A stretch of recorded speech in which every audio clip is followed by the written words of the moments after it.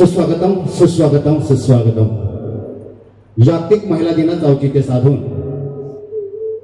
IMA Chiplun आणि woman support woman या संस्थेच्या या चळवळीच्या माध्यमातून एक अतिशय स्तुत्य असा उपक्रम राबवण्यात आलेला आहे।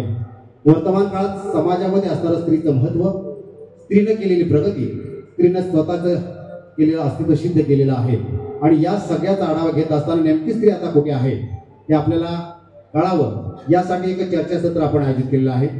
या चर्चासत्रामध्ये आपण या कार्यक्रमाचं जर नाव पाहिलं तर मॅडमनी खूप चांगलं नाव ठेवलेलं आहे। मगाशी मी त्यांना विचारलं, नाव आहे अपराजिता, म्हणजे जी कधी पराजित होऊ शकत नाही आणि ती एकतर जिंकेल किंवा ती त्यातून काहीतरी शिकेल असं स्त्री आहे।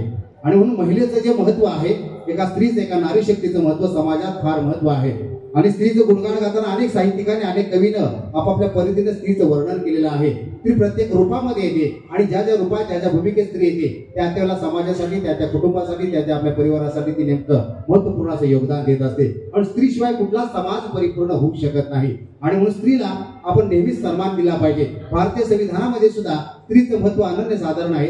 तिथे सुद्धा स्त्री आणि पुरुष समानता आपल्याला अभिप्रेत आहे। इक्वॅलिटी ज्याला आपण म्हणतो की आपल्याला कळली पाहिजे आणि आपण तिचा स्वीकार अत्यंत मोठ्या मनाने केला पाहिजे। आणि म्हणून या विचारावरती, याच विषयावरती आपण इथे या ठिकाणी सविस्तर असं चर्चासत्र घेणार आहोत, स्त्री पुरुष आणि समानता। आणि या चर्चासत्राची सुरुवात आपण करूया। मी सर्वप्रथम मान्यवरांना विनंती करेन की आपण दीप प्रज्वलन करून या ठिकाणी कार्यक्रमाची सुरुवात करूया। या ठिकाणी दीप प्रज्वलन करण्यासाठी मी आदरणीय स्वप्ना यादव मॅडम, आदरणीय डॉक्टर विलकर सर, आदरणीय पुष्पा पाटील मॅडम, आदरणीय सुरेखा केराडे मॅडम, आदरणीय योगीजी भांडागळे, आदरणीय डॉक्टर आबा जवळे, आदरणीय अनुराधा मेहर मॅडम, आपणास विनंती आहे की आपण कृपया दीप प्रज्वलनासाठी पुढे यायचं आहे। आपली संस्कृती आहे, आपली परंपरा आहे, अंधाराकडून प्रकाशाकडे जाणं, एक एक दिवा प्रज्वलित करत आपण जीवनाचा जो अंधार आहे तो दूर करत जायचा आहे। हा दिवा जो आहे तो स्त्री शक्तीचा दिवा आहे, स्त्रीच्या त्यागाचा, समर्पणाचा दिवा आहे, तिच्या विचारांचा, तिच्या कर्तृत्वाचा दिवा आहे। आणि प्रत्येक वाद जशी प्रज्वलित होत जाईल तसा आपल्या समाजात प्रकाश निर्माण होईल आणि यासाठी स्त्री ही दिव्यासारखी देवत असते आणि तीच आपल्या कुटुंबाला, आपल्या समाजाला प्रकाश देत असते। दिव्याबद्दल आपण नेहमीच बोलतो, मात्र दिव्यापेक्षा त्या दिव्यामध्ये जाणारी वात जी आहे त्या वातीचं अधिक जास्त महत्व आहे, कारण ती देवत असते, ती प्रज्वलित होत असते आणि म्हणून दिवा देखील प्रकाशमान होत असतो। आणि म्हणून हा दिवा एका स्त्रीचं प्रतिनिधित्व करतो, एका नारी शक्तीचं प्रतिनिधित्व करतो, तिच्या त्यागाचं, समर्पणाचं प्रतिनिधित्व करतो। आपण या दीप प्रज्वलनातून स्त्री शक्तीला सलाम करत आहोत। जे लोक आहेत तरी जरा एकदा टाळ्या वाजून घेऊया। हा स्त्री शक्तीचा, नारी शक्तीचा जागर आहे आणि हा जागर करत असताना लोक किती आहेत त्यापेक्षा आपण या प्रत्येक क्षणांचा आनंद घेऊया।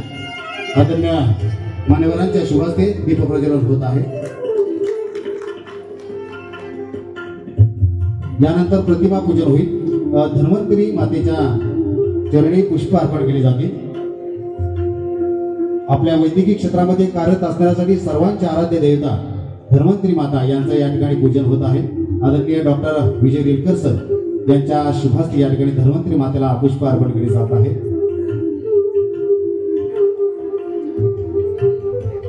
यानंतर विद्येची देवता म्हणून जिच्याकडे पाहिलं जातं ती सरस्वती माता यांच्या चरणी देखील पुष्प अर्पण केले जातील। मी स्वप्न यादव मॅडम यांना विनंती करतो की आपल्या शुभ हस्ते आपण सरस्वती मातेच्या चरणी पुष्प अर्पण करायचे आहे।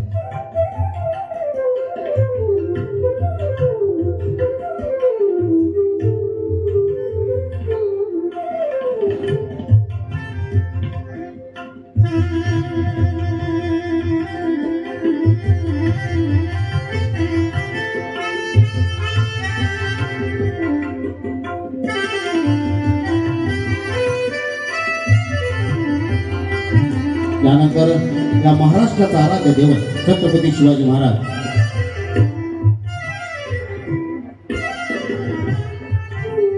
छत्रपती शिवाजी महाराज यांच्या प्रतिमेला देखील या ठिकाणी पुष्पहार अर्पण केला जाईल।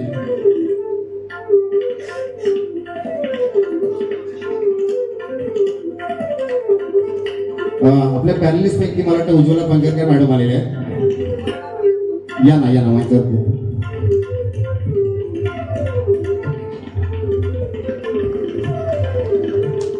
छत्रपती शिवाजी महाराजांच्या प्रतिमेला पुष्पहार अर्पण केला जाते। छत्रपती शिवाजी महाराज की छत्रपती शिवाजी महाराज की जय भवानी, जय भवानी, हर हर. धन्यवाद. या ठिकाणी आताच आपल्या पॅनलिस्ट मध्ये सन्माननीय पागेरकर मॅडम यांची देखील उपस्थिती लाभलेली आहे, त्यांचे देखील मनपूर्वक स्वागत आहे. तर सन्माननीय सुवर्णा सावंत मॅडम यांची देखील उपस्थिती लाभलेली आहे, त्यांचे देखील मनपूर्वक स्वागत आहे.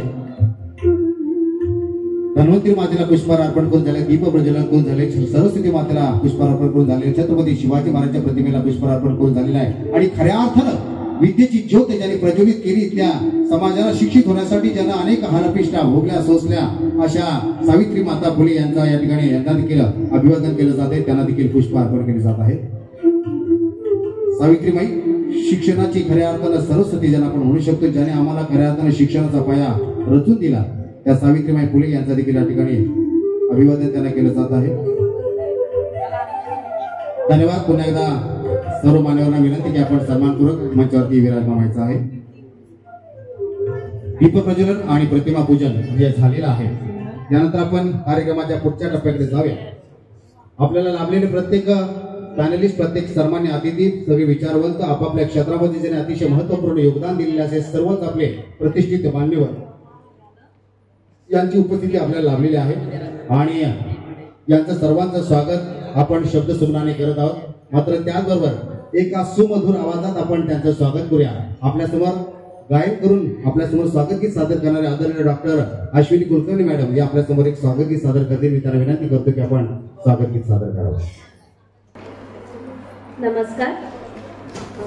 जागतिक स्त्री दिनाच्या कार्यक्रमानिमित्त आपण या कार्यक्रमाची सुरुवात त्या अल्टिमेट फेमिनिन, जे अल्टिमेट स्त्री तत्व आहे, जी माय भवानी आहे, तिची आठवण करून करूया. माय भवानी तुझे लेकरू, कुशीत तुझी आई, सेवा मानून घे आई, सेवा मानून घे आई. तू विश्वाची रचिली माया, तू शीतल छायेची काया, तू विश्वाची रचिली माया, तू शीतल छायेची काया. तुझ्या दयेचा ओघ खंडित दुरितलयाने, सेवा मानून घे आई, सेवा मानून घे आई. तू आम्हाला अविनाशी दिली, तू अवघ्या आशांची पूर्ती, तू आम्हाला अविनाशी कीर्ती, तू अवघ्या आशांची पूर्ती. जे जे सुंदर आणि शुभंकर पूर्णत्वातेने, सेवा मानून घे आई, सेवा मानून घे आई. तूच दिलेली मंजुळ वाणी, डोळ्यामधले निर्मळ पाणी, तूच दिलेली मंजुळ वाणी, डोळ्यामधले निर्मळ पाणी.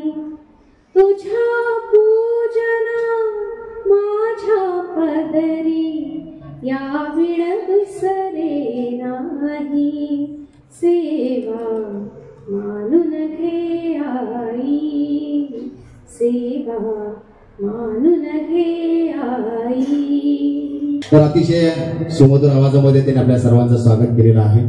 आणि आपण लगेचच या चर्चासत्राला सुरुवात करूया. मी कांचन माधर मॅडम आपल्याला देखील विनंती करतो की आपण देखील या ठिकाणी यावं, असं नसतं व्हावं. ज्यांच्या नेतृत्वाखाली, ज्यांच्या संकल्पनेतून हा कार्यक्रम साकार होतोय, त्या आपल्या सर्वांच्या सुपरिचित अशा नारी शक्तीचं प्रतीक म्हणून आपण त्यांच्याकडे पाहूया. त्या आदरणीय कांचन माधव मॅडम यांचं या ठिकाणी स्वागत आहे. आदरणीय यतीन जाधव सर, वैद्यकीय क्षेत्रात एक सन्माननीय नाव आदरणीय यतीन जाधव सर यांचं देखील या ठिकाणी आगमन झालेलं आहे. मी त्यांना विनंती करतो की आपण देखील मंचावरती विराजमान व्हायचं आहे. आपलं मनपूर्वक स्वागत आहे. अपराजिता स्त्री ही नेहमीच संघर्ष करत असते आणि ती नेहमीच आपल्याला लढायला शिकवते, आपलं मनोबल वाढवत असते, आपल्याला ऊर्जा प्रदान करते, आपल्याला प्रेरणा देते. आणि म्हणून स्त्रीकडून आपण अनेक गोष्टी शिकत असतो. स्त्रीला आपण माता म्हणतो, स्त्री आपली भगिनी आहे, स्त्री आपल्या कन्येच्या रूपात असते, कधी पत्नीच्या रूपात असते, अनेक रूपांमध्ये स्त्री आपल्या समेत वावरत असते. आपण तिचा कधी कधी सन्मान करतो, नेहमी सुद्धा सन्मान करतो. आपण तिला देवाऱ्यात ठेवतो, तिला देवी आपण मानतो, तिची पूजा करतो. पण कदाचित कधीतरी आपल्याकडून घरच्या एखाद्या देवीचा अपमान होतो, हे नाकारता येत नाही. आपल्याला देवी वरदान देण्यासाठी पाहिजे, आपल्याला ती देवी आपलं कुटुंब वाढवण्यासाठी पाहिजे, आपल्याला ती देवी आपल्या सहचारणी म्हणून पाहिजे, आपल्याला ती देवी आपल्याला सगळ्या पावलं सहकार्य करण्यासाठी पाहिजे, आपल्या आयुष्यातल्या प्रगतीला साथ देण्यासाठी पाहिजे. पण जेव्हा कधी त्या स्त्रीला सन्मान देण्याची वेळ येते तेव्हा आपण सगळे तिला सन्मान देतो का, हा प्रश्न आज समाजामध्ये पडलेला आहे. त्याचं उत्तर आपण शोधायचं आहे आजच्या या चर्चासत्रातून. सगळ्या भूमिकेतले लोक या ठिकाणी आहेत. कोण वैद्यकीय क्षेत्रामध्ये प्रसूती तज्ज्ञ म्हणून आहे, कोण पोलीस सुरक्षा यंत्रणेमध्ये आहे, कोण वैद्यकीय क्षेत्रातील आहेत, कोण राजकीय क्षेत्रातील आहेत, कोण पत्रकार क्षेत्रातले आहेत. अशा विविध क्षेत्रातील लोक आपण या ठिकाणी निमंत्रित केलेत. कारण प्रत्येकाची भूमिका, प्रत्येकाचं निरीक्षण, प्रत्येकाचं परीक्षण, प्रत्येकाचा अनुभव हे वेगवेगळं असतं आणि त्यांनी आपापल्या पद्धतीने आपापल्या नजरेतून या समाजात स्त्रीचं नेमकं महत्व काय आहे हे या ठिकाणी व्यक्त करायचं आहे. मात्र अशी चर्चासत्र झाली पाहिजेत, असे परिसंवाद झाले पाहिजेत, याच्यातून समाजाला दिशा मिळते. मनोरंजन तर आपल्याला घरात मोबाईल पण बघायला मिळतं, परंतु चर्चासत्र जे असतात ज्याच्यामध्ये लोक आपल्या अनुभवाचे बोल आपल्यासमोर मांडत असतात, व्यक्त करत असतात, त्याला शब्दरूप देत असतात, भावना आपल्यासमोर प्रकट करत असतात. आणि या गोष्टी आपल्याला कुठेही पैसे देऊन मिळत नाहीत कधी कधी. आणि तर म्हणून अशी चर्चासत्र झाली पाहिजेत. आणि एक चांगलं पाऊल मला वाटतं कांचन माधव मॅडम यांनी उचललेलं आहे. यासाठी मला वाटतं कांचन माधव मॅडम यांचा सन्मान, त्यांचं स्वागत आपण टाळायला केलं पाहिजे. आपण या ठिकाणी सन्माननीय ॲडव्होकेट नयना पवार मॅडम यांचं देखील आगमन झालेलं आहे, त्यांचं देखील स्वागत आहे. कि मीरा की अमर भक्ति जहर से मर नहीं सकती, मीरा की अमर भक्ति जहर से मर नहीं सकती, झांसी वाली रानी है किसी से डर नहीं सकती. मीरा की अमर भक्ति जहर से मर नहीं सकती, झांसी वाली रानी है किसी से डर नहीं सकती. मदर तेरेसा, कल्पना चावला या सानिया व मेरी, मदर तेरेसा, कल्पना चावला, सानिया व मेरी, असंभव क्या है दुनिया में जो नारी कर नहीं सकती. नारी सगळं करू शकते, नारी कर्तृत्ववान आहे, नारी स्वावलंबी आहे, नारी स्वयंसिद्ध आहे, नारी अबला नाही, नारी सबला आहे, नारी शक्य आहे. सुकन्या, सुपत्नी, सुमाता, सुगृहिणी, सुग्रह ह्या 5 भूमिका एका स्त्रीला बजावायला लागतात. स्वागतासाठी सुहासिनी असते, वाढताना यक्षिणी असते, भरवताना पक्षिणी असते, साठवताना स्वप्न सखी असते. दिवसाच्या 24 मात्रा संसाराच्या 10 फुटी खोलीत घालवण्याची किमया एका स्त्रीमध्ये असते. आणि स्त्री जेव्हा उंबरठा ओलांडून जाते, एखाद्या क्षेत्रामध्ये पदार्पण करते, त्यावेळेला सुद्धा इतिहास घडवलेले अनेक उदाहरणं आमच्या समोर आहेत. आणि म्हणून स्त्रीला एका मर्यादेत न बांधता तिला स्वातंत्र्य दिलं पाहिजे आणि तिचं स्वातंत्र्य अबाधित सुद्धा आपण ठेवलं पाहिजे. आणि म्हणून समाजात वर्तमान काळात आपण जे पाहतोय त्यावेळेला आपल्याला माहिती होतं की त्यावेळेला शिक्षित समाज नव्हता, त्यावेळेला काही धार्मिक बंधनं होती, त्यामुळे स्त्रीकडे कदाचित अन्याय होत असेल. पण आज शिक्षित समाज आहे, आज आम्ही शिकलेलो आहोत, आम्ही अनेक पुस्तकं वाचतो, आम्हाला चिंतन आणि मनन करण्याची क्षमता, सामर्थ्य आहे. मात्र समाज आधुनिक झाला तरी सुद्धा आज सुद्धा स्त्रीकडे बघण्याचा दृष्टिकोन जर नकारात्मक असेल तर आमच्या सारखे करंट ते दुसरे कोणीच नाही. आज आपण वर्तमानपत्रातून, वृत्तवाहिन्यातून जे जे ऐकतो, पाहतो, वाचतो, याच्यातून आपल्या मनाला वेदना होतात, प्रहार होतात, आघात होतात.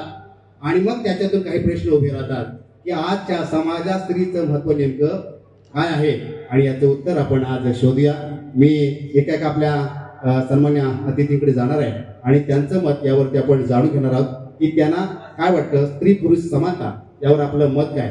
मी सर्वप्रथम आदरणीय स्वप्ना यादव मॅडम आपल्याकडे येतो, कारण स्वप्ना यादव मॅडम यांनी स्त्री कशी असते, स्त्रीकडे नेतृत्व गुण जर असतील तर ती कसा इतिहास घडवू शकते हे त्यांनी आपल्याला सिद्ध करून दाखवलेलं आहे. म्हणजे स्वप्ना यादव मॅडम यांनी एखादा विचार समोर आणावा, तो विचार त्यांनी साकारावा आणि तो इतक्या भव्य स्वरूपामध्ये असावा की इतरांना सुद्धा त्याच्यातून प्रेरणा मिळावी. अनेक उपक्रम या चिपळूण शहरासाठी, या जिल्ह्यासाठी, या महाराष्ट्रासाठी त्यांनी घेतलेले आहेत. कृषी क्षेत्रामध्ये केलेली क्रांती, वैद्यकीय क्षेत्रामध्ये, आर्थिक क्षेत्रामध्ये केलेली क्रांती, या सगळ्या गोष्टी ह्या आपल्याला प्रेरणादायी आहेत. आणि म्हणून सुरुवातीला खरं तर स्वप्न यादव मॅडमकडे जात आहे की ज्यांनी खूप चांगल्या पद्धतीने इतिहास एक चांगल्या पद्धतीने एक पाऊल उचललेलं आहे आणि इतर स्त्रियांना देखील त्या सक्षम करण्यासाठी नेहमीच संधी देत असतात. कृषी महोत्सवामध्ये त्यांनी पाहिलं की जवळजवळ 150 महिलांना मोफत त्यांनी त्या ठिकाणी स्टॉल्स दिले होते आणि त्या माध्यमातून त्यांनी आपलं अर्थकारण केलं. आणि म्हणून अशा विविध क्षेत्रामध्ये अनेक अष्टपैलू असे व्यक्तिमत्व आदरणीय स्वप्न यादव मॅडम, तुमच्या नजरेत आज स्त्री पुरुष याचं महत्व समाजात कसं आहे? धन्यवाद. प्रथमतः मी डॉक्टर कांचन मदार यांचे आभार मानते की अशा पद्धतीची चर्चासत्र चिपळूणमध्ये महिलांसाठी आणि स्त्री पुरुष एकत्र हे प्रथमतःच मी अनुभवते आहे आणि भविष्य काळात सुद्धा अशी चर्चासत्र व्हायला हवे. आता जसं सरांनी सांगितलं, खेडकर सरांनी, की मी वेगवेगळ्या क्षेत्रात काम करते. प्रथम मला सांगायला अभिमान वाटतो की एक स्त्री म्हणून ज्यावेळी मी प्रथम नेतृत्व करते आमच्या चिपळूण नागरी पतसंस्थेचं, तिथे काम करत असताना आलेले अनुभव, ज्यावेळी आपण म्हणतो की स्त्रीला खूप दुय्यम स्थान दिलं जातं.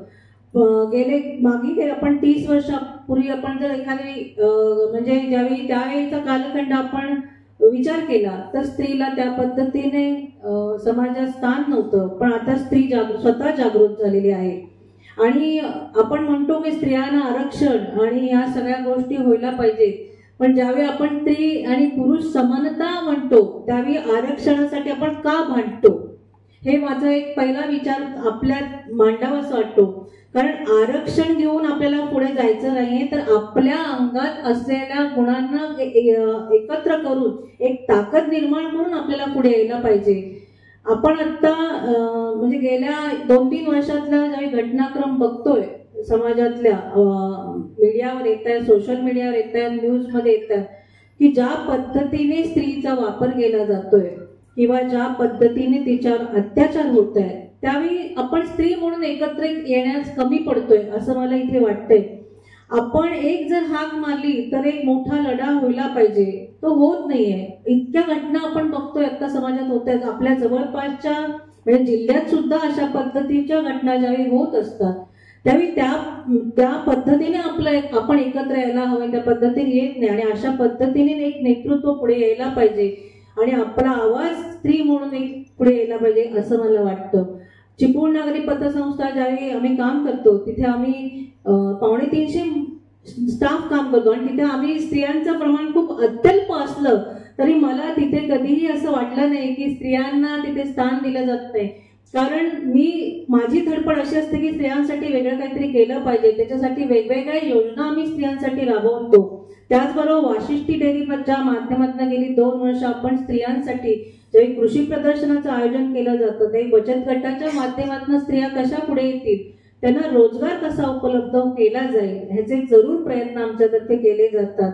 हे कार्यक्रम मोठ्या प्रमाणात आपल्या इथे व्हायला पाहिजेत जेणेकरून स्त्रियांमध्ये जागृती निर्माण व्हायला पाहिजे. आपण आपल्याच स्पर्धा आपण एक महिला म्हणून एकत्रपणे येताना आपण आपल्या समोरची स्त्री ही स्पर्धक न मानता एकत्र ताकद निर्माण व्हायला पाहिजे असं इथे मला वाटते. धन्यवाद. धन्यवाद मॅडम.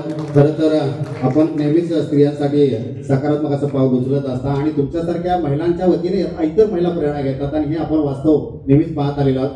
मी पुढील पॅनलिस्टवर जाणार आहे, मात्र ज्यांच्या खांद्यावर त्याच्या कार्यक्रमाची मदार आहे त्या कांचन मदार मॅडम आहेत, तर त्यांना मी थोडक्यात इथे विचारतो, कारण पॅनलिस्ट तर आपलं मत मांडतीलच, पण तुम्ही मला सांगा की आजची ही कल्पना आहे अशा पद्धतीने चर्चासत्र या ठिकाणी आयोजित करावं असं तुम्हाला काय वाटतं?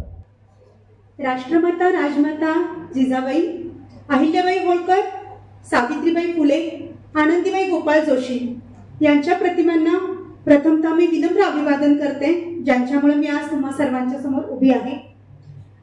आजच्या अपराजिता या कार्यक्रम जो आहे इंटरनॅशनल वुमन्स डेच्या निमित्तानं आपण इथे आयोजित केलेला आहे. या कार्यक्रमाचे सत्कार मूर्ती जे आहेत, हे सर्व पॅनलिस्ट जे बसलेले आहेत ते सर्वजण सत्कार मूर्ती आहेत. आपल्या चिपळूण नागरी पतसंस्थेच्या प्रवर्तक स्वप्नाताई यादव मॅडम, आपल्या माजी नगराध्यक्षा सुरेखाताई खेराडे मॅडम, शिक्षण क्षेत्रातलं एक नामांकित व्यक्तिमत्व अशा पुष्पाताई पाटील मॅडम, इंडियन मेडिकल असोसिएशनचे माजी अध्यक्ष आणि बऱ्याच संस्थांचे अध्यक्ष आणि सामाजिक बांधिलकी जपणारे माझे वडील बंधू माझे कायमचे सपोर्टर असे प्रख्यात त्वचारोग तज्ज्ञ यतीन जाधव सर, त्याचबरोबर रत्नागिरीहून इथपर्यंत आपल्या विचार मांडण्यासाठी, आपल्याला शुभेच्छा देण्यासाठी आपल्या इंडियन मेडिकल असोसिएशनचे रत्नागिरीचे अध्यक्ष डॉक्टर अतुल ढगे सर, त्याचप्रमाणे आमच्या इंडियन मेडिकल असोसिएशनचे आत्ताचे करंट अध्यक्ष आणि अतिशय प्रभावशाली व्यक्तिमत्व, त्यांच्या खांद्यावर आत्ताची आमची आयएमएची धुरा आहे आणि अतिशय छान असे ते काम करतात. त्यांच्यामुळे, त्यांच्या सपोर्टमुळे हा कार्यक्रम आज होतोय. असे माझे वडील बंधू आणि आमचे सहकारी डॉक्टर अब्बास जबले सर, त्याचबरोबर इथे मंचावर उपस्थित असलेल्या आपल्या सर्व महिलांचं संरक्षण हे आता आजकालच्या जगामध्ये किती महत्वाचं आहे आपल्याला सगळ्यांना कळतं. त्याची धुरा अगदी समर्थपणे पेलणाऱ्या अशा माझ्या मैत्रीण आणि माझ्या कलीग असं मी म्हणू इच्छिते, अशा वुमन सपोर्ट वुमन असलेल्या अनुराधा मेहर मॅडम त्या PSI म्हणून आपल्या इथे कार्यरत आहेत.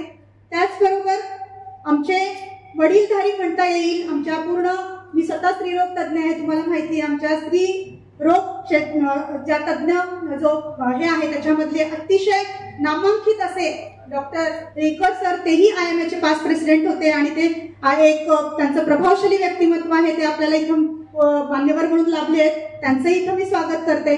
त्याचबरोबर वकिली क्षेत्र जे आहे त्यामध्ये महिलांनी किती पुढे यावं त्याचं एक ज्वलंत उदाहरण म्हणजे आपल्या ॲडव्होकेट नैना पवार मॅडम आहे, त्या पूर्ण व्हाईस प्रेसिडेंट आहेत पूर्ण चिपळूण तालुक्याच्या वकील महासंघाच्या, त्याही आपल्याला इथं सत्कारमूर्ती लाभले, त्यांचंही स्वागत आहे. त्याचबरोबर पूर्ण शिक्षणाची धुरा ज्यांच्यावर, माध्यमिक शिक्षणाची धुरा ज्यांच्या खांद्यावर बसलेली आहे, अशा पूर्ण रत्नागिरीहून आपल्याला इथं आपले विचार मांडण्यासाठी आणि आपल्याला शुभेच्छा देण्यासाठी आलेल्या आपल्या माध्यमिक शिक्षणाधिकारी सावंत मॅडम, त्याचबरोबर आपले विचार नेहमीच स्त्रीनं किती परखडपणे मांडावे आणि ते त्यांच्या लेखणीतून नेहमीच आपण बघत असतो, अशा नुसत्याच पत्रकार नसून माझी जवळची मैत्रीण असून त्या ॲडव्होकेटही आहेत, अशा अगदी परखड अशा, त्यांचं नाव ऍक्च्युली उज्ज्वला आहे, उज्ज्वला पांगेरकर मॅडम आहे, पण त्यांना पूर्ण सर्व रत्नागिरी जिल्ह्यामध्ये दामिनी या नावाने ओळखतात, त्यामुळे मी आज तुम्हाला दामिनीच म्हणते मॅडम, तुमचं स्वागत आहे. त्याचबरोबर आपल्या चिपळूण तालुक्याचे नाही नव्हे तर पूर्ण महाराष्ट्राचे नाव ज्यांनी रोशन केलेलं आहे आणि ते अतिशय चांगले पत्रकार आहेत, लेखक आहेत, साहित्यिक आहेत, वक्ते आहेत, कलाकार आहेत आणि नाट्य परिषदेमध्येही त्यांनी आपल्याला आपल्या चिपळूणचं नाव अगदी मानाचा मुजरा आपल्याला दिलेला आहे त्यांनी आणि खूप नाव रोशन केलेलं असे योगेश भंडागळे सर, तुमचंही त्या ठिकाणी स्वागत आहे. हे सर्व पॅनलिस्ट बघितलं, आता मला यांनी खेरटकर सरांनी विचारलं की मॅडम अपराजिता हे नाव तुम्ही कसं काय आणलं. जेव्हा इंटरनॅशनल, आता काल 8 मार्चलाच इंटरनॅशनल वुमन्स डे झाला, आपल्याला सगळ्यांनी, बऱ्याच जणांना आपल्याला शुभेच्छा मिळाल्या, मला महिलांना शुभेच्छा मिळाल्या, बऱ्याच जणांनी सगळ्यांनी विश केलं, पण तो 8 मार्चचा दिवस होता, पण आज पुन्हा 9 मार्च आहे. पण मला अतिशय आनंद होतो की 9 मार्चच्या दिवशी सुद्धा आज इथं तितकीच उपस्थिती आहे आणि तितकेच पॅनलिस्ट आहेत. हे का आहे? कारण मला असं वाटतं की या वर्षीचं जे ब्रीदवाक्य आहे ते ऍक्सिलरेट ऍक्शन आहे. ऍक्सिलरेट ऍक्शन म्हणजे स्त्री पुरुष समानता आणि वुमन एम्पॉवरमेंट हे आहे आणि स्त्री पुरुष समानतेचं प्रतीक म्हणून आज हे आपल्याला लाभलेले सगळे जे पॅनलिस्ट त्यांच्यासाठी एकदा जोरदार टाळ्या व्हायला हव्यात. कारण जेव्हा इंटरनॅशनल वुमन्स डे आपण जेव्हा म्हणतो तेव्हा बऱ्याच जणांचा असा समज असतो की ते महिलांचा हा समारंभ आहे किंवा महिलांनी केलेला हा कार्यक्रम आहे, तिथे महिलांनीच जायचंय. पण आता स्त्री पुरुष समानतेचं जेव्हा आपण इथे चर्चासत्र मांडतो किंवा आपण इथे एका कार्यक्रम सादर करतो तोही इंटरनॅशनल वुमन्स डेच्या निमित्ताने आपल्याला हे सर्व जर पॅनलिस्ट जे समानतेच्या स्वरूपातच लाभलेले आहेत, त्यांना स्त्रीही आहेत आणि पुरुषही सगळेच पॅनलिस्ट आपल्या समोर आहेत. त्याचबरोबर तुम्ही सर्व प्रेक्षक बंधू भगिनींनो तुमचंही मी स्वागत करते. अपराजिता म्हणजे ज्या स्त्रीचा पराभव कोणी करू शकत नाही, त्याचबरोबर ती नेहमी जिंकते, नाहीतर ती त्यातून काहीतरी शिकते. या मुद्द्यावरच आम्ही हा घेतलाय आणि पंख नेतृत्वाचे हाही यामध्ये आम्ही इव्हेंट घेतलेला आहे. तर पंख नेतृत्वाचे म्हणजे मी बऱ्याच ठिकाणी बऱ्याच कार्यक्रमांना गेले, तिथे बघितलं की बाहेरचं टॅलेंट पण किती आहे, पण जेव्हा मला इथे चिपळूणमध्ये खूप टॅलेंट आहे, मी तुम्हाला सर्व सन्माननीय पॅनलिस्टला सांगते की खूप छान आणि खूप मोठं टॅलेंट चिपळूणमध्ये आहे. त्यांच्या टॅलेंटला, त्या कलागुणांना वाव देण्यासाठी एक प्लॅटफॉर्म द्यावा अशी थॉट प्रोसेस माझ्या मनात आली आणि जेव्हा इंटरनॅशनल वुमन्स डे साजरा करायचं ठरवलं तेव्हा ही थॉट प्रोसेसच माझ्यामध्ये एवढ्या जबरदस्त प्रमाणात आली की आपण का इथल्या चिपळूण मधल्या अशा सेक्टरला की जे अतिशय टॅलेंटेड आहे, त्यांचं टॅलेंट इतकं आहे जबरदस्त की त्याला कुठेतरी प्लॅटफॉर्म मिळावा, त्याला कुठेतरी वाव मिळावा आणि त्यांनीही वुमन एम्पॉवरमेंटच्या नावाखाली एक नेतृत्वाची धुरा सांभाळावी आणि ते नेतृत्वाचे जे पंख देण्याचं काम आहे ते आम्ही इथं केलेलं आहे. आणि त्याचाच एक प्रतीक म्हणून आपल्या चिपळूण शहरातील अशा बऱ्याच डिझायनर्स आहेत ज्या अतिशय त्यांची कलाकुसर तर इतकी चांगली आहे, कारण सर्वसाधारणपणे लेडीजना किंवा जेंट्सनाही माहित असेल की लग्न कार्य असेल, काही घरात समारंभ असेल तर आपण बाहेरून ड्रेस मागवतो किंवा मॉलमध्ये जातो.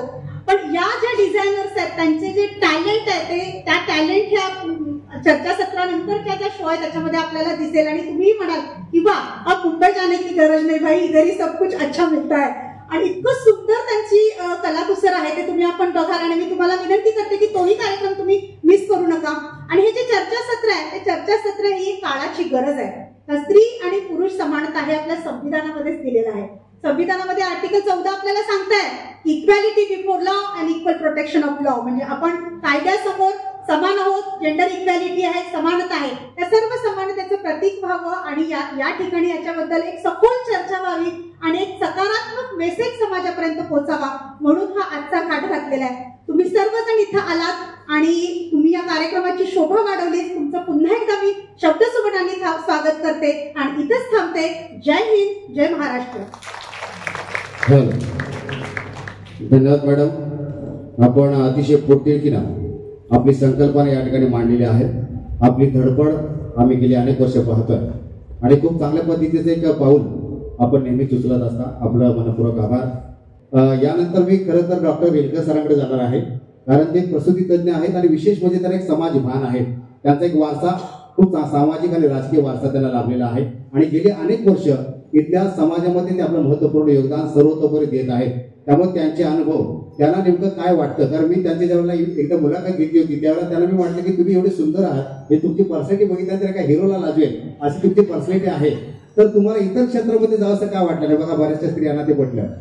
तर तुम्हाला एखाद्या इतर क्षेत्रामध्ये जावंसं का वाटलं नाही किंवा वैद्यकीय क्षेत्रामध्ये तुम्ही आलात तर तुम्ही हार्ट स्पेशलिस्ट का नाही झालात किंवा तुम्ही इतर दुसरं सर्जन कुठले झालात नाही का, तुम्ही याच क्षेत्रामध्ये का आलात?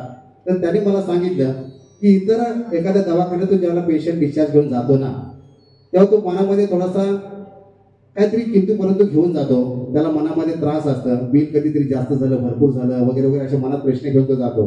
पण हे एक असं क्षेत्र आहे इथे जाताना माणूस पेढा घेऊन जातो आणि म्हणून हे क्षेत्र स्वीकारलं आणि मला ते फार पसंत पडलं. खूप चांगला त्यांनी त्या ठिकाणी बोलले आणि म्हणून अशा क्षेत्रामध्ये असणारे ज्यांना स्त्री पुरुष या क्षेत्राबद्दल अधिक जास्त ते सांगू शकतात, कारण तिथेच बऱ्याचदा गर्भ निदान होत असतं. बऱ्याचदा त्यांना काही लोक कानातून काही सांगत असतील, परंतु त्यातून सुद्धा त्यांनी आपला पेशा अतिशय चांगल्या पद्धतीने गेले अनेक वर्ष सांभाळलेला आहे आणि त्या समाजामध्ये जी समता आहे, समानता आहे ती प्रस्थापित करण्यासाठी आपले योगदान देत आहेत. आदरणीय विजय रेडकर सर, तुमचे अनुभव सांगा, काय वाटतं आज स्त्री पुरुष समानता या विषयात तुमचं मत आहे? Thank you Kheretkar sir. हे चर्चासत्र इथे आज आयोजित केल्याचं जे श्रेय आहे ते सर्वश्री कांचन मॅडमचं आहे. औचित्य साधकाने या महिला दिनाचं अनेक अत्यंत सुंदर अशा विषयावर ते चर्चासत्र इथे आयोजित केले याबद्दल त्यांचं अभिनंदन. स्त्री पुरुष समानता ही आहे का, तर त्याचं उत्तर फार मागच्या काळात सुद्धा जावं लागेल आपल्याला. ही समानता कधीच नव्हती, कारण स्त्रियांना नेहमीच दुय्यम असं स्थान दिलं गेलं समाजामध्ये. पुरुष हा नेहमी पुरुष साधारण अशी आपली संस्कृती होती, पुरुषाला जास्त महत्त्व दिलं गेलं. चूल मूल आणि घर सांभाळणं ही जी दुय्यम जबाबदारी होती ती स्त्रीवर नेहमी सोपवली गेली आणि त्यामुळे तिचं महत्त्व समाजामध्ये नेहमीच कमी राहिलं. परंतु जसं काळ पुढे पुढे जात चालला तसं तसं स्वतःची एक जी जाणीव आहे ती स्त्रियांमध्ये निर्माण झाली. अत्यंत कर्तबगार अशा स्त्रिया निर्माण झाल्या आणि त्यांना आपल्यामध्ये सुद्धा काही कर्तृत्व आहे याची जेव्हा जाणीव झाली तेव्हा हे असमानता ही हळूहळू कमी व्हायला लागली. आज जर आपण समाजात बघितलं तर खूप स्त्रिया ज्या आहेत ते पुरुषांपेक्षा सुद्धा कर्तृत्ववान आहेत. आपल्या देशात तुम्ही विचार केला तर आपल्या देशामध्ये सुद्धा पंतप्रधानपदी इंदिराजी होऊन गेल्या, अत्यंत कर्तृत्ववान अशा स्त्री होती. मदर तेरेसांचं नाव आपल्याला प्रामुख्याने घ्यावं लागेल की ज्यांनी फार मोठी समाजसेवा या जगामध्ये केली. तर अशा अनेक स्त्री आहेत, म्हणजे फुले दाम्पत्य, त्यांचंही आपलं नाव घ्यावं लागेल. तर अशा याच्यामध्ये असमानता जरी असली तरी सुद्धा पुढील काळामध्ये ती हळूहळू कमी झाली आणि ही कमी करण्यामध्ये अनेक वेळा पुरुषांचा सुद्धा त्यात हातभार लागलेला आहे, हे प्रामुख्याने आपल्याला सांगावं लागेल. तर ही असमानता जाण्यासाठी पहिल्यांदा सगळ्यात महत्वाची गोष्ट म्हणजे स्त्रियांना कळलं पाहिजे की आपण अजिबात कुठेही कमी नाही आहोत. आपण एक पुरुषांच्याच खांद्याला खांदा लावून काम करू शकतो. आज तुम्ही कुठलेही क्षेत्र बघा की ज्या क्षेत्रामध्ये सगळ्या क्षेत्रामध्ये स्त्रिया ह्या खूप पुढे, वैद्यकीय क्षेत्र असो, मी अंतराळ क्षेत्र घ्या, विल्यम सारखी स्त्री जी आज अंतराळ फार फेमस झाली, किंवा चावला, कल्पना चावला, हे अशा अनेक स्त्रिया आहेत की ज्यांनी खूप काही मोठं काम केलेलं आहे. त्यामुळे त्यांच्यामध्ये शारीरिक क्षमता आहे, मानसिक क्षमता आहे आणि ते सगळ्यात बुद्धिमत्ता आहे आणि त्यामध्ये कुठेही पुरुषांपेक्षा जराही कमी आहे असं मला वाटत नाही. ही असमानता कदाचित मागच्या काळामध्ये पुरुष प्रधान संस्कृती असल्यामुळे ती निर्माण झाली होती, पण पुरुषांनी पुढे हातभार लावला, स्त्रियाने आपलं कर्तृत्व करायला लागलं आणि हळूहळू ही असमानता दूर झाली. ती पूर्णपणे दूर झाली आहे का, तर त्याचं उत्तर अजूनही नाही असंच आहे. अजूनही असमानता आहे. स्पेशली तुम्ही जर खेडेगावात गेला, लहान लहान गावामध्ये गेला, तर ही अजूनही तिथे ही असमानता आहे आणि ती हळूहळू काल परत्वे कमी होईल अशी मला आशा आहे.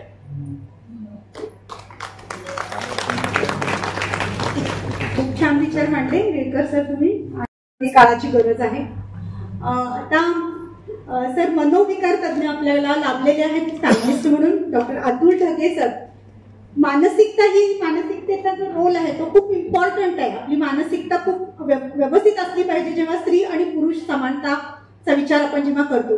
तर मी अतुल ढगे सर आपल्याला विनंती करते की आपण या विषयावर प्रकाशझोत टाकावा. नक्कीच मानसिकता ही खूप महत्वाची आहे आणि ही मानसिकता काही अचानक येत नाही. लहानपणापासूनच आपल्याला जे शिकवलं जातं किंवा आपल्याला जे दाखवलं जातं किंवा बोललं जातं त्याच्यातून ही मानसिकता मुळात डेव्हलप होत असते. साधी सोपी गोष्ट आहे. माझं घर ज्यावेळेस आता जस्ट फ्लॅट घेतला आणि त्याचं कलर काम चालू होतं त्यावेळी माझ्या बायकोने सजेस्ट केलं की मुलगी आहे तिच्या बेडरूमला आपण पिंक कलर देऊया. सो इट्स म्हणजे हे खूप मोठी गोष्ट आहे की ह्या छोट्या छोट्या गोष्टीतून आपण मुलगा आणि मुलगी याच्यात भेद करतोय किंवा तिथेच डिव्हिजन चालू होतंय. मुली म्हटलं की त्यांना बाहुल्या खेळायला घ्यायचं, मुलांना म्हटलं की कुठेतरी बंदूक किंवा गाड्या अशा प्रकारच्या गोष्टी घेतल्या जातात. मुलीने खेळायचं तर भातुकली खेळायचं, मुलांनी खेळायचं तर चोर पोलीस खेळायचं.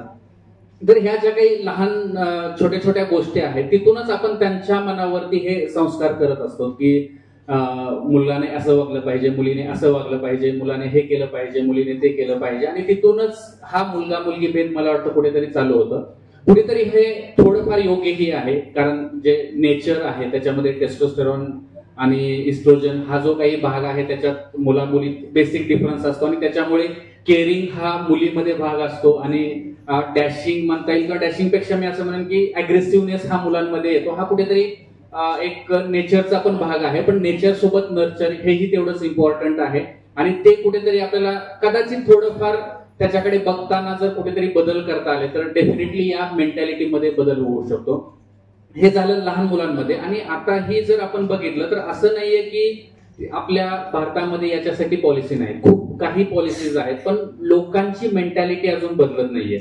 माझ्याकडे ज्यावेळेस येतात त्यावेळी मुली डिप्रेशनमध्ये असतात, हे असतात, त्यांना शिकायचं असतं आणि त्यांच्या वडिलांना ज्यावेळेस सांगतो की तिला शिकायचं आहे, हा कोर्स करायचा आहे, तर मुलीच्या जातीने हे कशाला करायला पाहिजे हे अशा प्रकारे शिक्षणामध्ये अडथळा आणि पाहिजे त्या कोर्समध्ये जाण्यासाठी हा अडथळा ही खूप मेंटॅलिटी नॉट फक्त मी असं म्हणणार की फक्त म्हणजे वडिलांचीच ही मेंटॅलिटी असते, स्त्रीची सुद्धा त्याच्या आईची सुद्धा हीच बऱ्याच वेळी मेंटॅलिटी असते. तर ही मेंटॅलिटी दोघांनीही बदलणं गरजेचं आहे.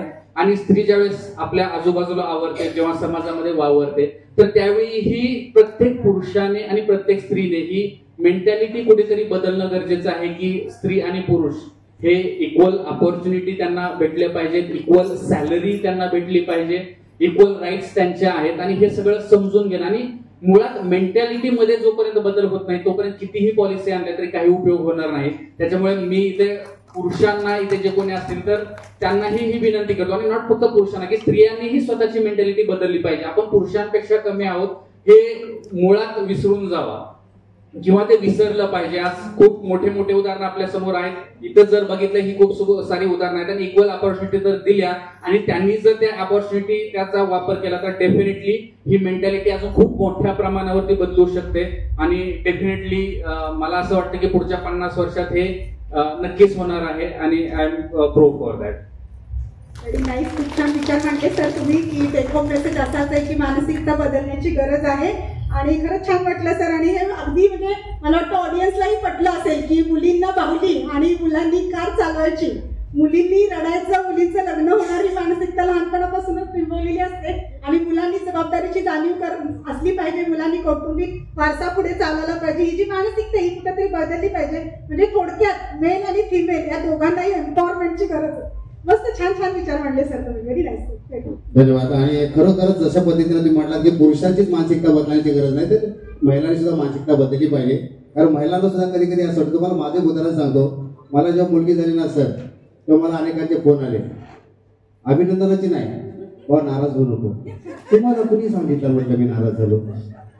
होय ना, मला मुलगी झाली, मी आनंदित आहे. समोरच्या काही आमच्या नात्यातल्या महिलांचे फोन आले, असू दे काय फरक पडत नाही, मुलगी चांगली असते. म्हटलं मला माहिती आहे चांगली असते, पण तुम्ही का सांगताय मला? म्हणजे अशा पद्धतीने लोकांना वाटतं की नाही मुलगी ना झाली ना म्हणजे कुटुंब थोडंसं निराश असेल वगैरे वगैरे. तर मी म्हटलं त्या दिवशी गोकुळाष्टमी होती, लोक म्हणायचे कृष्ण आला काय, कृष्ण आला काय. म्हटलं राधा आली, मला आनंद झाला. तर हे लोकांची मानसिकता बदलली पाहिजे. म्हणजे पुरुषांनी स्त्रीकडे नकारात्मक बघतात असं नाही, तर स्त्रियांमध्ये सुद्धा ज्या स्पर्धा आहेत त्या सुद्धा कमी झाल्या पाहिजेत. आणि मी काल गोव्यामध्ये होतो मॅडम, जागतिक महिला दिनाच्या निमित्तानं मी सकाळी आलो, तिथे मी सुद्धा हे सांगितलं की महिलांनी महिलांचा सन्मान केला पाहिजे. पुरुष झक मारून करतील, केलंच पाहिजे. कारण स्त्रियांशिवाय पुरुषाचं जीवन पूर्णत्वाला जातच नाही. आम्ही काय करू शकतो? आम्ही जर स्त्री जर आमच्या घरात नसेल ते घर पूर्ण होत नाही, त्या घराला घर पण येत नाही. आणि म्हणून ती भावना जी आमची आहे ना ती अधिक जागरूक होईल. आणि नक्कीच मला वाटतं की अलीकडे पुरुषांचं जे भूमिका आहे ती बदलली पाहिजे, स्त्रियांची बदलली पाहिजे. आणि 50 वर्षाची कशाला वाट बघायची सर, मी कुठे तेव्हा आहे ना. आत्ताच सगळी गोष्ट आपल्याला आत्ताच क्रांती झाली पाहिजे, आत्ताच तुमच्यासारख्या लोकांनी प्रबोधन केलं पाहिजे. ही चर्चासत्र अशासाठीच आहेत रीलकर सर की यातून समाजाने दिशा घ्यावी, याच्यातून लोकांनी प्रेरणा घ्यावी, लोकांनी सकारात्मक विचार करावा आणि स्त्री पुरुष समानता अधिक प्रबळ व्हावी. या ठिकाणी अनेक विचारवंत आहेत. यामध्ये मी खरं तर आदरणीय पुष्पा पाटील मॅडम आहेत, ज्या स्वतः लेखिका आहेत, एक शिक्षिका आहेत आणि त्यांनी अनेक पिढ्या घडवलेल्या आहेत. आणि शिक्षक हा संस्कार करत असतो, त्याच्या मेंदूवरती मनावरती चांगले परिणाम करत असतो. आणि त्यांच्या एकंदरीत नजरेतून हा समाज कसा आहे त्या खूप चांगल्या पद्धतीने प्रभावीपणे सांगू शकतात. पुष्पा मॅडम.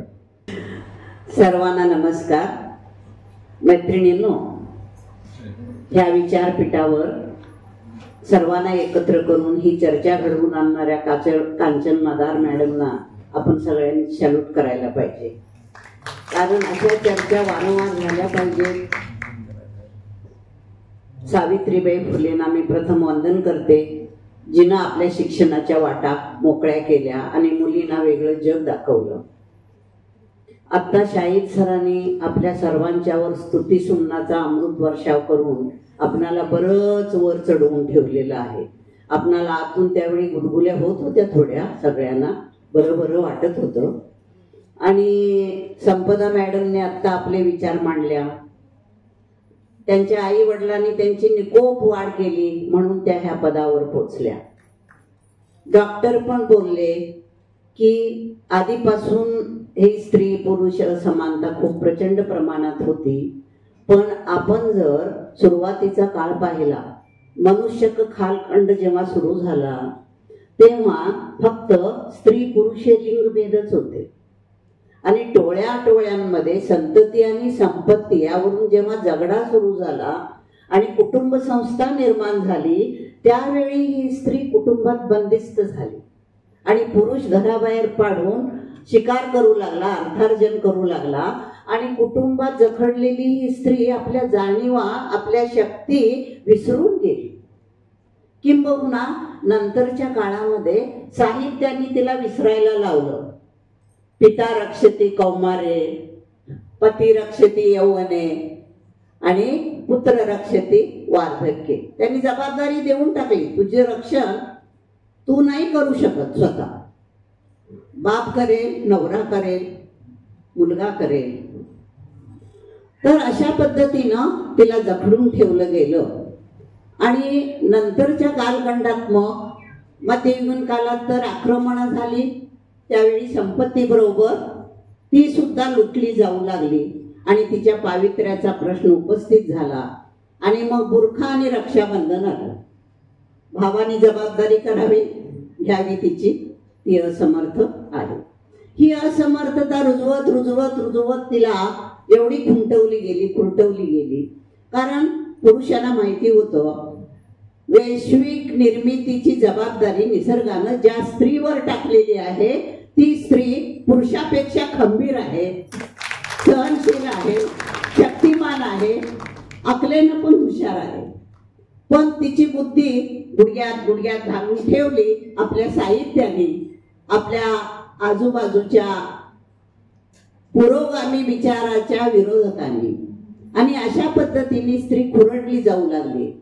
आणि मग असं म्हणायचं का आपण मग की जेव्हा 1975 साली जागतिक महिला दिन साजरा झाला तेव्हा महिलांचा विचार होऊ लागला? मुळीच नाही. 18व्या शतकामध्ये ताराबाई शिंदे नावाची एक महिला बुलढाण्यामध्ये जन्मलेली, बापूजी शिंदे तिचे वडील, 4 भावांच्यावर 5वी मुलगी ही. आणि हे वडील जे होते बापूजी शिंदे महात्मा फुल्यांचे सहकारी होते, सत्यशोधक चळवळीचे खंदे कार्यकर्ते होते. भाऊ जो होता तो महात्मा फुले यांच्या कंपनीमध्ये भागीदार होता. आणि ह्या दोघांच्यावर महात्मा फुले यांच्या विचाराचा एवढा पक्का पगडा होता की त्यांनी आपल्या मुलीला ताराबाई शिंदेला तिची निकोप वाढ होऊ दिली.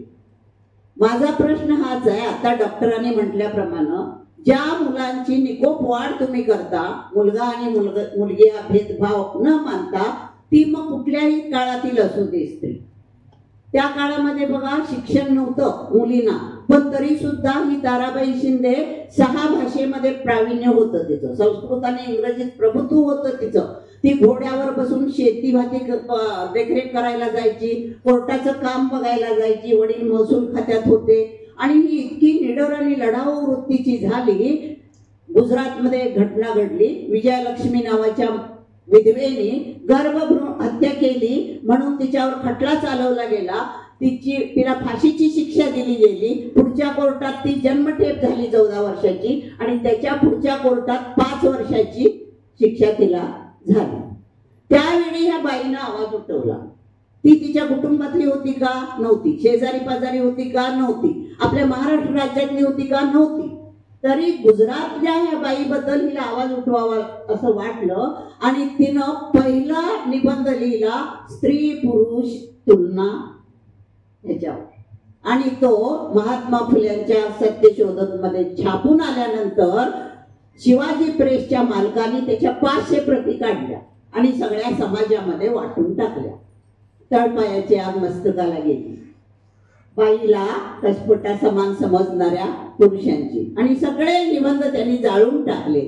आणि तिचं फक्त एकच खून राहिली. महात्मा फुलेंनी आपल्या सत्यशोधक मध्ये ह्या बाईचं नाव पराक्रमी शूरवीर म्हणून नोंदवलेलं होतं. त्या काळामध्ये विचार मांडणारे. आणि 1975 साली महिलांनो जेव्हा जागतिक महिला परिषद झाली त्यावेळी ह्या ताराबाई शिंदेच्या नावानं प्रवेशद्वार होतं.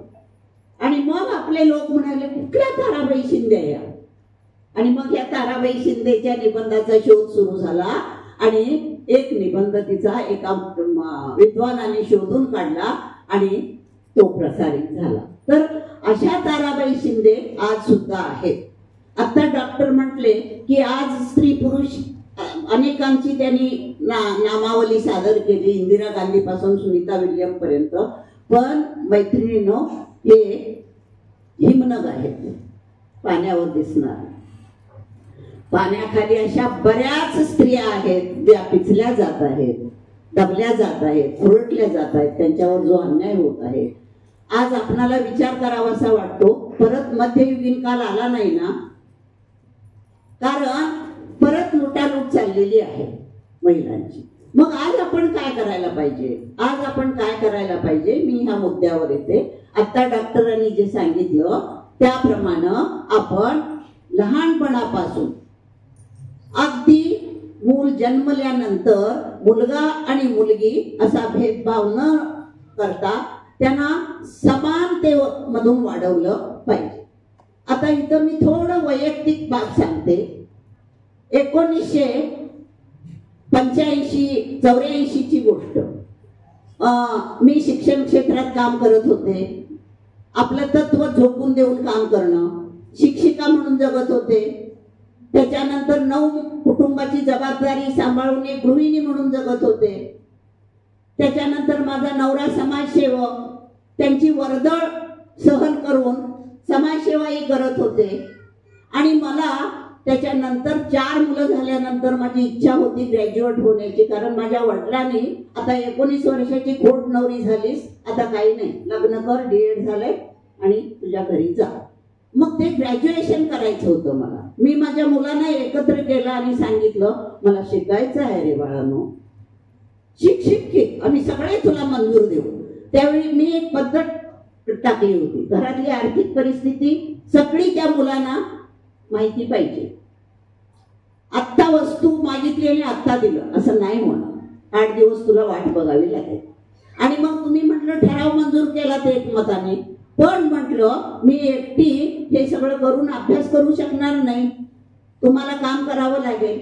मग मातानो मला सांगायला आनंद वाटतो, मी शाळेचं जसं वेळापत्रक केलं होतं सर, तसं घरात वेळापत्रक केलं. वर मुलांची नावं, 6 मुलं माझी 4 आणि शिकायला आणलेली पुतण्या आणि भाची, आणि आडवं त्यांची नावं लिहिली. आणि सगळी कामं मुलगा मुलगी भेद न करता वाटून टाकली त्याच्यामध्ये. सकाळी उठल्या ही चिल्ली पिल्ली 3 वर्षाचा मुलगा आणि 8वीला असलेली मुलगी, एवढ्यामध्ये हा मुलांचं वयोगट. पटापट जायची, वर आपल्या नावावर तर्जनी ठेवायचे, दुसरी तर्जनी वारावर ठेवायचे आणि सरकवत आपल्या कामावर आले, कोण आनंद व्हायचा त्यांना. आणि मग पटापट कामं करून अभ्यासाला बसायचे. मी हे का सांगते तुम्हाला, त्याच्यात मुलांनी सारवण केली, पाणी भरले, रविवारी आपापले कपडे धुवायचे आणि दाखवायचे माझा कपडा शुभ्र निघालाय काय, तुझा कपडा शुभ्र निघालाय. यामधून काय रुजलं गेलं, घर माझं आणि मी घराचा, काम माझं आणि मी कामाचा. कामामध्ये कुठल्याही प्रकारची लाज राहिली नाही. आणि मंडळी, मला तुम्हाला सांगायला आनंद वाटतो की डॉक्टरांनी सांगितल्याप्रमाणे ही रुजवण पुढच्या वारसा पिढीपर्यंत जाते. आज मला सांगायला अभिमान वाटतो, मला नातवंड आहे, 26 वर्षाचा मोठा नातू आणि 1.5 वर्षाची छोटी नात, त्यांच्यामध्ये ही रुजवण झालेली आहे. आलं का लक्षात? माझी मुलं बायकोची सगळी कामं सांभाळून, अगदी वॉशिंग मशीन पासून, कपडे धुण्यापासून, भांडी काढण्यापासून 2-3 दिवस तुझा एन्जॉय करून ये जा म्हणून मुलं सांभाळतो, म्हणून बाहेर पाठवतात. ह्याचा मला अभिमान वाटतो. मी अगदी माझ्या मुलांचं आणि सुनांचं कौतुक करते. माझी सून जेव्हा म्हणते तुम्ही मला फार उत्तम नवरा दिलात, तुमचे किती आभार मानो, त्यावेळी मी तिला म्हणते 101% उत्तम नवरा दिलात. मग मी म्हटलं तुझ्यावर पण मोठी जबाबदारी आहे, तो 101% शेवटपर्यंत मुलगा राहायला पाहिजे, ह्याची जबाबदारी तुझी. आणि मला खूप आनंद झाला आपले विचार इथं मांडायला. जेव्हा लेखक आपल्या लेखणीतून, पुस्तकात, ग्रंथात आपले विचार नोंदवतो, त्यावेळी ती भाषा जिवंत होत नाही. जेव्हा ती तुमच्या मनामनात रुजली जाते, फुलवली जाते आणि अंगीकारली जाते, त्यावेळी ते विचार जिवंत होतात. आणि म्हणून एवढी कुटुंब आहेत, तेवढ्या कुटुंबामध्ये जरी ह्या विचारांची रुजवण झाली तरी तुमच्या पुढच्या पिढीपर्यंत ते जाणार आहे. माझे विचार तुम्ही ऐकून घेतला त्याबद्दल मी खूप खूप आभारी आहे. धन्यवाद मॅडम. एखाद्या लेखिका अथवा एखादी शिक्षिका जेव्हा बोलायला लागते तेव्हा त्यांना थांबवण्याचं धाडस खरं तर आमचं होत नाही. कारण शिक्षिका म्हटले की कमीत कमी 45 मिनिटं आणि लेखिका म्हटले की तिचा शब्द संसार एवढा असतो, शब्द प्रपंच एवढा असतो की विचारायला नको. कारण साहित्य क्षेत्रात आम्ही वावरणारे आहोत.